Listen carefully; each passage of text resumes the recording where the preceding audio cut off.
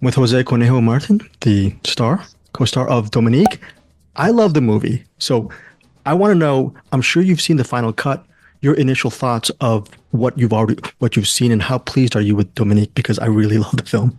Honestly, I haven't seen the final cut, but I seen some parts because I would go to like Michael's house, the director Michael Hayda.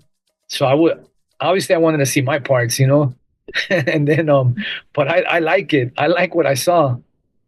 Yeah, that's amazing. So I talked to Oksana and I said, look, Colombia, it seemed from the movie, it seemed like everything was hot. And she corrected me and she said it was actually pretty cold at times.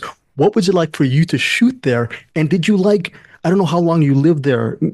What was it like living there for that space? Obviously, For like you weren't living much, you were working a lot. So, no. yeah, well, I went twice. So the first time was like a month and some change. But you know what? It's like how she said. Like we had night shoots, right? Where it would be like from like 6 p.m. to like 6 a.m., right? So the hardest thing about that is you got to stay awake. Then it was cold.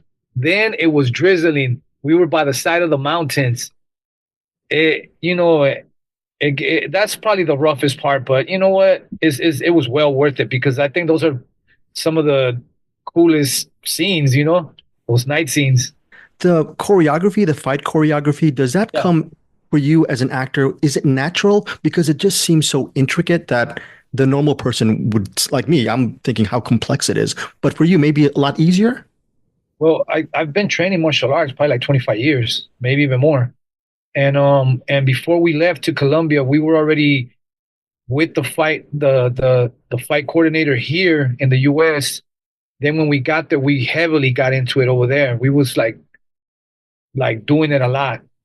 And me and Osana, we got close. So, there was trust there, not going too far and so that we wouldn't get hurt, because and I did get a couple of nicks and scratches here and there, like the part where she hits me with the clip. I really got hit with the clip.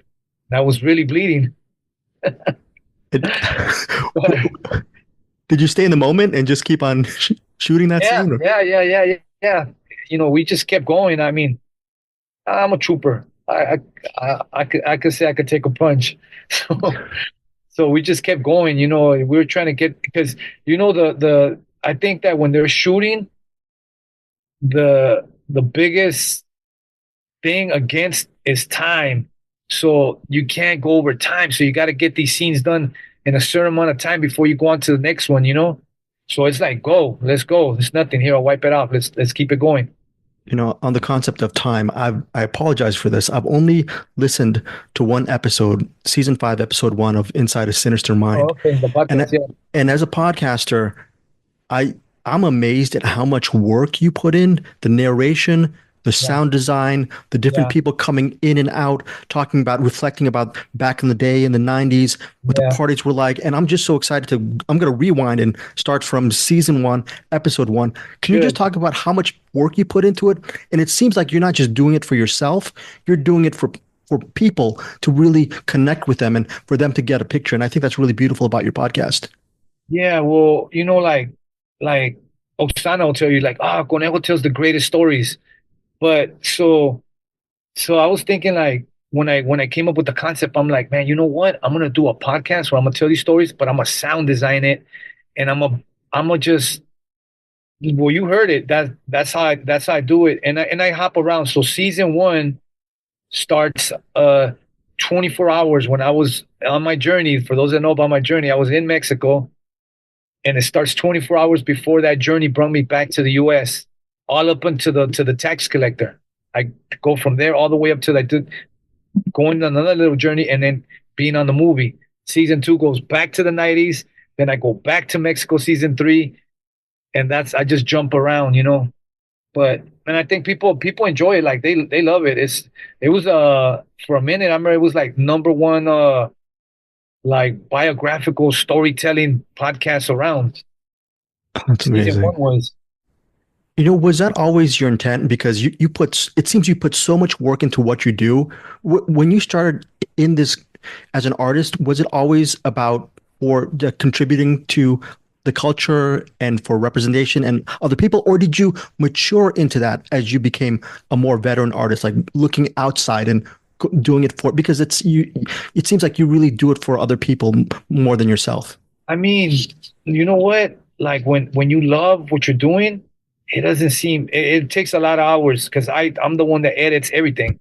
I do all the sound, I do everything, you know. So it's a lot of hours and hours and hours of work, you know. So it does take time, but when you love what you're doing, I get a kick out of it. I'm like, oh, they're gonna love this right here. I already know. I'm like, they're gonna eat this up right here. It's you know, I could take you on that little roller coaster. It's emotional. You'll hear episode one, my daughter's in it. It'll I'll get you. I'll hook you in, you know. Yeah. And you know, it's for the culture, it's for the art. So Yeah. hopefully What's we some, get that into a series, you know. yeah, and I listened to you. You described it as raw, unfiltered energy. I listened to your latest single, Adrenalina, and it's Yes. hip hop, rap, Yeah. rock, and I Yeah. can't wait to listen to some of your. I can't wait to listen to the entire like the reset from last year. Yeah. So after listening to that, can you tell our listeners what album would you, for people who are not aware of your work, what album should they pop off with, and then I think on they your that should journey? they should listen to the reset. It's just it talks about like my rebirth and everything, what I've been through. There's a lot of songs under the real personal. Right now, you heard of Adrenalina. I'm working on my new album. It's like a like you said, new metal rap rock album. It's with a live band. So yeah, I don't know. I just got back from London. I did another movie with David Ayer and Jason Statham, another action movie. So I'm just going from craft to craft, you know, podcasts, music, movies.